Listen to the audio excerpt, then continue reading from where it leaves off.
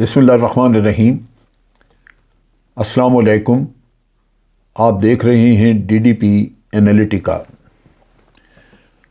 آج ہم ڈسکس کریں گے سعودی عربیہ اور امریکہ کے تعلقات، جن میں کہ خاصی حد تک تلخی آ چکی ہے۔ آپ کو یاد ہوگا کہ جس زمانے میں ڈونلڈ ٹرمپ امریکہ کے صدر تھے، انہوں نے سعودی عربیہ کا دورہ کیا۔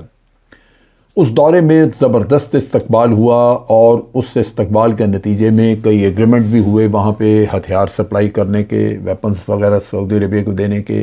اسرائیل کے ساتھ تعلقات بہتر کرنے کی بات چیت ہوئی۔ اور جب ڈونلڈ ٹرمپ وہاں سے گئے تو ان کو بہت بیش قیمت بے بہا تحائف دیے گئے، اور سعودی عرب نے اس کو بالکل جیسے کہتے ہیں کہ سر پہ بٹھانا، وہ سر پہ بٹھایا۔ لیکن پچھلے الیکشنز میں جب جو بائیڈن کی جیت ہوئی تو جو بائیڈن اس سے پہلے بھی کچھ نہ کچھ سعودی عربیہ پہ تنقید کرتے تھے، لیکن اس وقت جو بائیڈن نے الیکشن جیتنے کے بعد بھی ہیومن رائٹس کی وائلیشنز کا ذکر کیا اور سعودی عربیہ پہ تنقید کی۔ پھر انہوں نے یہ بھی تنقید کی کہ جو یمن میں جنگ ہو رہی ہے اس میں بھی سعودی عربیہ ہیومن رائٹس کی بڑی وائلیشن کر رہا ہے اور یہ جنگ بند ہونی چاہیے۔ بہر صورت سعودی عربیہ کا جو ساتھ نبھایا ڈونلڈ ٹرمپ کے پیریڈ میں، اس کو ختم کر کے تو اس دور میں جو بائیڈن نے یمن کے ساتھ بات چیت یا یمن کے ساتھ تعلق بڑھایا اور ان سے کہا کہ ہم آپ کے ساتھ مل کے جنگ بندی وغیرہ کے لیے کام کر سکتے ہیں۔ وہیں سے محمد بن سلمان جو کہ ڈی فیکٹو رولر ہیں سعودی عربیہ کے، ان کے ساتھ وہیں سے کچھ تھوڑی سی دوری پیدا ہو گئی۔ محمد بن سلمان نے مغربی دنیا کو خوش کرنے کے لیے اپنے ملک کو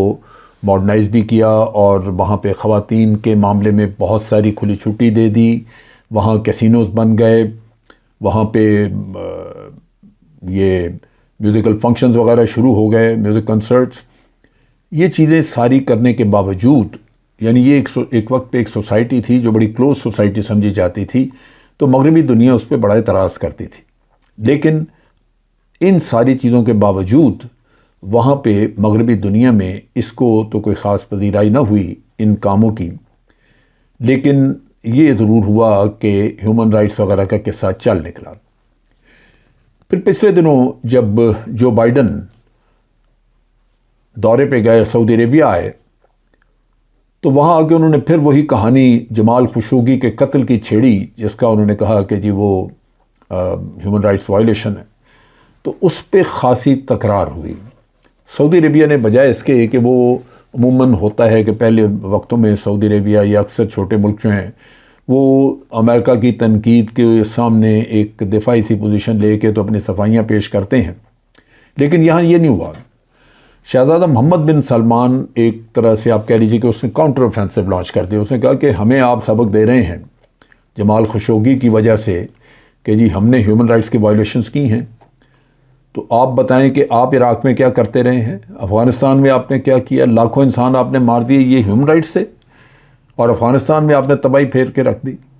انہوں نے ان کو ایک ایک ان کی کرتوت گنوائی، اور پھر نہ صرف گنوائی بلکہ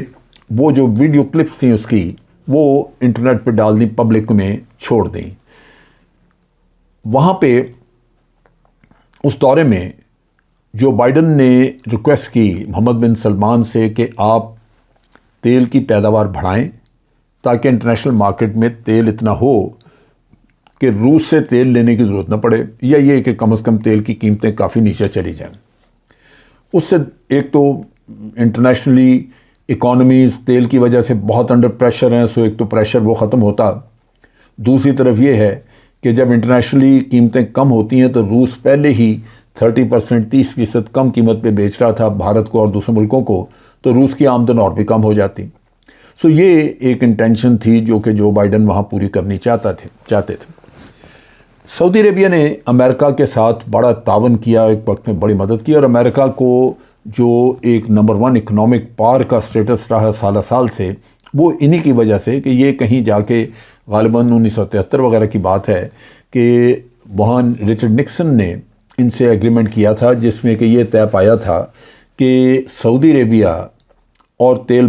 جو پیدا کرنے والے ملک ہیں وہ تمام تیل کی قیمت وصول کریں گے ڈالر ٹرمز میں، جس کی وجہ سے دنیا میں ڈالر کی قدر بڑھ گئی اور ڈالر ایک اتنی سٹرونگ کرنسی بن گئی کہ ساری دنیا نے اپنے ریزرو کرنسی کے طور پر ڈالر کو ایکسیپٹ کر لیا۔ اس کی وجہ سے امریکہ کے پاس ڈالروں کی بہتات ہوئی اور ان کو آج بے پناہ مقروض ہونے کے باوجود جب ساری دنیا کے ریزرو وہاں پڑے ہوئے ہیں ڈالر میں تو ان کو کوئی تنگی نہیں ہے، وہ استعمال کرتے ہیں، اور اس طرح امریکہ جو ہے وہ اپنی اکانومی کو رواں رکھتا ہے۔ اب جب انہوں نے ایک طرح سے یوکرین کی جنگ کا یہ نتیجہ تھا کہ تیل کی کرائسز آئیں اور تیل کو انہوں نے سعودی عربیہ کے ذریعے مارکیٹ کنٹرول کرنے کی کوشش کی، تو محمد بن سلمان نے صاف انکار کر دیا۔ اس نے کہا کہ میں تیل کی پیداوار نہیں بڑھاؤں گا۔ اب پچھلے دنوں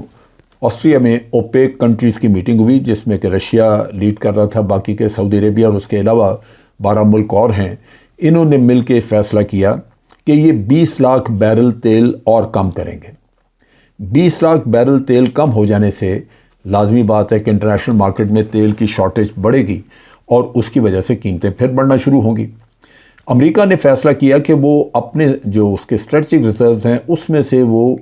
30 لاکھ بیرل وہ تیل مارکیٹ میں لے کے آئے گا اور اس سے قیمتوں کو نیچے لے کے جائے گا۔ لیکن یہ کام امریکہ کب تک کر سکتا ہے؟ ایک دفعہ 2 دفعہ 30 لاکھ بیرل بہت بڑی آپ کہہ لیجئے کہ تیل کی ایک مقدار ہے جو کہ مارکیٹ میں لانی ہوگی۔ لہذا اب جب یہ تیل کا انہوں نے اوپیک نے فیصلہ کیا کہ ہم تیل کی پیداوار یعنی رشیا کے ساتھ مل کے فیصلہ کیا کہ 20 لاکھ بیرل ہم کم کریں گے، تو امریکہ میں تھوڑی سی ہل جل ہوئی اور امریکی جو ہیں وہ اس بات پہ ناراض ہوئے۔ اب جو بائیڈن نے کہا، جو ابھی بات چیت چل رہی ہے، انہوں نے کہا کہ ہم سعودی عربیہ کے ساتھ اپنے تعلقات کو نئے سرے سے دیکھ رہے ہیں کہ ہم نے سعودی عربیہ کے ساتھ کیسے چلنا ہے۔ انہوں نے کہا اوپیک کا جو ڈیسیژن انہوں نے کیا ہے، باوجود ہم نے ریکویسٹ کی تھی کہ تیل کی پیداوار بڑھائیں، انہوں نے پھر کم کر دیا جو درست نہیں کیا، اور اس پہ جو بائیڈن کے اوپر اپنے ملک میں خاصا پریشر ہے۔ جو فارن پالیسی بنانے والے ان کے لوگ ہیں وہ پریشرائز کر رہے ہیں کہ یہ سعودی عربیہ کو ہتھیار بیچنا بند کریں اور سعودی عربیہ کے ساتھ تعلقات اپنے کنٹرول کریں، کم کریں۔ یہ چیز جو ہے وہ جو بائیڈن سمجھتے ہیں، لیکن سعودی عربیہ کے ساتھ تعلقات ان کے اہم بھی ہیں۔ سعودی عربیہ سے پیسہ بھی بڑا انہوں نے کمایا ہتھیار بیچ کے اور آئندہ بھی بیچیں گے۔ انہوں نے یہ ابھی کہا، جو جان کربی جو ان کے اسٹیٹ ڈپارٹمنٹ کے اسپوکس پرسن، انہوں نے یہ کہا کہ ہم جو بائیڈن یعنی اپنی ٹیم کے ساتھ یہ پالیسی ریویو کر رہے ہیں سعودی عربیہ کے ساتھ تعلقات کی، اور وہ کانگریس کے ساتھ مل کے اس پہ بات چیت کرنے کو تیار ہیں، سارا سوچ بچار کرنے کو تیار ہیں تاکہ یہ ہم فیصلہ کر سکیں کہ آئندہ سعودی عربیہ کے ساتھ تعلقات کیسے رکھنے۔ ایک پچھلے دن انٹرویو دیا جو بائیڈن نے، تو اس میں بھی اس نے کہا کہ سعودی عربیہ نے جو فیصلہ کیا یہ اچھا نہیں کیا، اور یوکرین کے معاملے میں رشیا کا ساتھ دینے پہ سعودی عربیہ کو اس کی قیمت چکانا ہوگی۔ اس کا مطلب یہ ہے کہ سعودی عربیہ کے ساتھ وہ کچھ نہ کچھ اپنے تعلقات کو ریویو کر کے کوئی ایسی پینلٹی یا کوئی ایسا کام کریں گے جس سے کہ سعودی عربیہ کو نقصان ہو۔ اب کر کیا سکتے ہیں؟ ابھی فی الحال تو لگتا یہ ہے کہ وہ کوئی بہت بڑا سٹیپ نہیں لیں گے، کیونکہ مثلا ہتھیار بیچنے کی بات تھی کہ ہتھیار ان کے پاس ویپنز بند کر دیں، ان کو نہ بیچیں۔ ہو سکتا ہے کہ اس سے سعودی عربیہ کو مسئلہ بنے، کیونکہ سعودی عربیہ آج دن تک مغربی دنیا سے، امریکہ سے ہی ہتھیار خریدتا رہا اور وہی ہتھیار ان کے پاس ہوں گے۔ آپ نئے ویپنز تو لے سکتے ہیں رشیا وغیرہ سے، لیکن جو پہلے والے ویپنز ہیں وہ سارا سسٹم جو ہے وہ امریکن سسٹم ہے، اور اسی کو امریکیوں کو ساتھ رکھنا ہوگا یا ان سے ان کے سپیئرز لینے ہیں، مدد لینی ہوگی۔ سو اس کے اوپر بات چیت تھی، لیکن بہت سارے جو ان کے نیشنل سیکورٹی کے لوگ ہیں انہوں نے کہا کہ بات یہ ہے کہ اصل دشمن تو اس جگہ پہ ہمارا ایران ہے،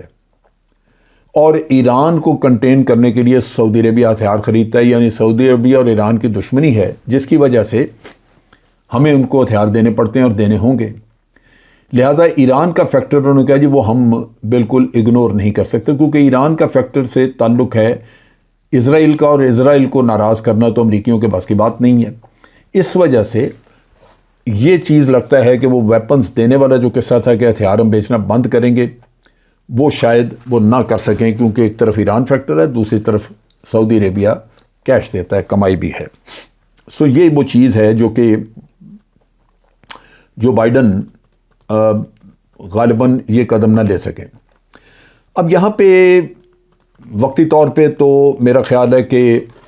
سعودی عربیہ کے ساتھ کچھ نہ کچھ اور چیزوں میں اور معاملات میں شاید ان کو تنگ کریں، جیسے کہ جمال خشوگی کا قصہ ہے کہ ہیومن رائٹس کے کچھ قصے کھڑے کریں گے، اور جمال خشوگی کے معاملے میں امریکہ میں کیس چل رہا ہے جس میں کہ جمال خشوگی کے قتل کا جو ذمہ داری ہے وہ شہزادہ کے اوپر ڈال رہے ہیں، اور شہزادے نے اس چیز کے اوپر اس زمانے میں ریئیکٹ کیا تھا، لیکن فیصلہ کرا دیں اور شہزادے کو قاتل قرار دے دیں۔ دوسری طرف یہ ہے کہ ایک کیس اور چل رہا ہے جس میں کہ 9/11 میں جو نقصان ہوا تھا، 9/11 میں وہ ٹوئن ٹاور تباہ ہوئے، وہ فلائٹس 2 گریں، ان میں جتنے لوگ مارے گئے تھے ان کی فیملیز کا ہے کہ وہ کہہ رہے ہیں کہ جی سعودی عربیہ سے ہمیں کمپنسیشن لے کے دیں۔ وہ کیس چل رہا ہے لیکن ابھی تک اس کا فیصلہ نہیں ہوا۔ یہ بھی ہو سکتا ہے کہ امریکہ اس کا فیصلہ کروا دے اور سعودی عربیہ کو کہے کہ آپ اتنے بلین ڈالر دیں ان کو کمپنسیشن کے طور پہ۔ اور اگر کسی وقت پہ آ کے سعودی عربیہ کے ساتھ بالکل تعلقات ان کے بگڑ جاتے ہیں تو پھر بڑا آسان ہے، وہ یہاں پہ اسی ملک میں ڈیموکریسی کا نعرہ لگوا دیں گے کہ بادشاہت یہ ڈیموکریسی کے خلاف ہے، عوام کو اس سے حق نہیں ملتا، اس کا عوام کے حقوق ہونے چاہیے، اور جو کارڈ ہمیشہ سے امریکہ ڈیموکریسی کا کھیلتا رہا ہے وہ کھیلے گا۔ اس کارڈ کے کھیلنے سے پھر بادشاہت کی بساط لپیٹ جائے، کیونکہ ان ملکوں میں جہاں بھی کہیں ڈیموکریسی کا نعرہ لگایا ہے انہوں نے، چائنا میں جیسے کیا، ہانگ کانگ میں بڑا غدر مچا، تو وہاں پہ بہت زیادہ انتشار ہو جاتا ہے، جلد سے جلوس اور احتجاج کھل جاتے ہیں، اور پھر جب وہاں کی آرمی یا وہاں کی پولیس کنٹرول کرنے لگتی ہے اور اس میں کچھ لاشیں گرتی ہیں، کچھ لوگ مارے جاتے ہیں، تو پھر ہیومن رائٹس والا ڈرامہ چل نکلتا ہے۔ سو امریکہ اس طرح کی ایک گیم پلان لے کے نکلتا ہے، اور سعودی عربیہ میں یہ میدان بالکل حاضر ہے، اس سے یہ کھیل کھیلا جا سکتا ہے۔ سو اس وجہ سے شہزادہ کتنا اس معاملے میں کس حد تک وہ فلیکسیبل ہو سکتا ہے، کل کو وہ امریکیوں کو خوش کرنے کے لیے اپنی پالیسی تبدیل کرتا ہے، یہ اس سٹیج پہ تو نہیں کہا جا سکتا، لیکن ایک چیز واضح ہے کہ جو ان کے بڑے قریبی تعلقات تھے وہ اب نہیں رہے، اور لازماً امریکہ ہتھیار تو بیچے گا لیکن کہیں اور، وہ جیسے میں نے کہا مختلف ایشوز ان کے اوپر سعودی عربیہ کو تنگ کرتا رہے گا۔ آج کے لیے اتنا ہی۔ افواج پاکستان زندہ باد، پاکستان پائندہ باد۔